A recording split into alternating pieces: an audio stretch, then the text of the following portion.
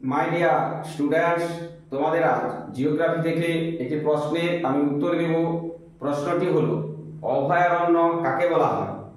সাধারণত আমরা বলবো যে নির্দিষ্ট একটি অরণ্য, যে অরণ্যে সাধারণত বন্যপ্রাণীরা নির্ভয়ে বিচরণ করতে পারে, যেখানে তাদের কোনো ভয় নেই, তাদের সুরক্ষার জন্য যে অরণ্য, নির্দিষ্ট একটি অরণ্য রয়েছে, সেখানে বন্যপ্রাণীদের সুরক্ষিত রাখা হয়েছে।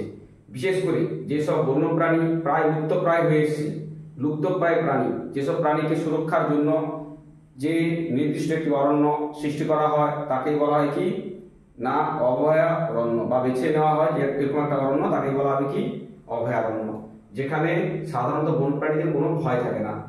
যেমন উদাহরণ হিসাবে আমরা দিতে পারি পশ্চিমবঙ্গের জলদাপাড়া, গরুমারা অভয়ারণ্য। এগুলোতে সাধারণত যেসব বন্যপ্রাণী রয়েছে তাদের তাদের কোনো ভয় থাকে না, এই জন্য একে নাম দেওয়া হয়েছে কি অভয়ারণ্য। নিশ্চয়ই তোমরা বুঝতে পারলে। যদি বুঝতে না পারো তাহলে তোমরা কমেন্ট করবে, আর যদি বুঝতে পারো চ্যানেলটা ফলো দিয়ে সাবস্ক্রাইব করে পাশে থাকবে পরের প্রশ্নের উত্তর পাওয়ার জন্য।